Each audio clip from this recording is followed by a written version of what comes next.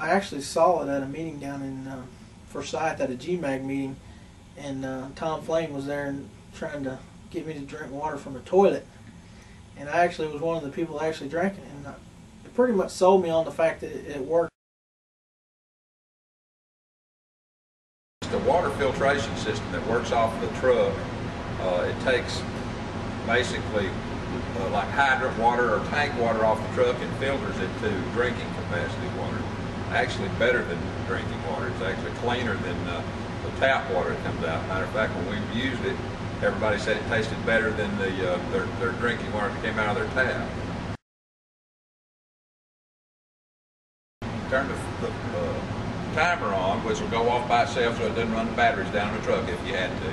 Turn the switch on, and then the water comes right out of here. And this is plumbed right into the plumbing of it so that it supplies right out of the tank of the truck. It couldn't be any easier. Even a fireman can do it. I didn't know that we would use this very often.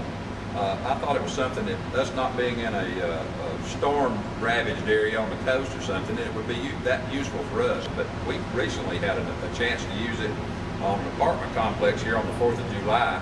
Everybody was home wanting to have a cookout and everything, and the water went out down there. They had no water at all.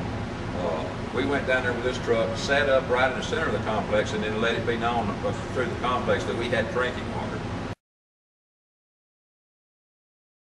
It really makes good water. Everybody bragged about it that used it that day. Said, man, you really got good water with this thing. When you start looking at buying separate equipment that you have to maintain and you have to provide the capital for up front, if you can take one piece of equipment and set it up where there's multi-uses, which is what we've done in this situation, it saves the taxpayers a lot of money and it makes it easier on the fire department to maintain that equipment.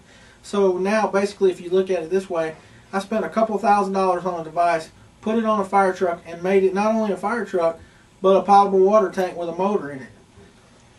The price of it was below most of the purchasing guidelines, but I still went and talked to some of the higher up folks in the city to see what they thought about it, and I didn't have any problem at all. I mean, justifying the cost of it. And I can guarantee you I won't have any problem at all justifying the cost now after what happened in Smyrna on July 4th. Now that we've had an opportunity to use this unit, I would recommend that every fire chief in the country consider making this an integral part of their fire apparatus.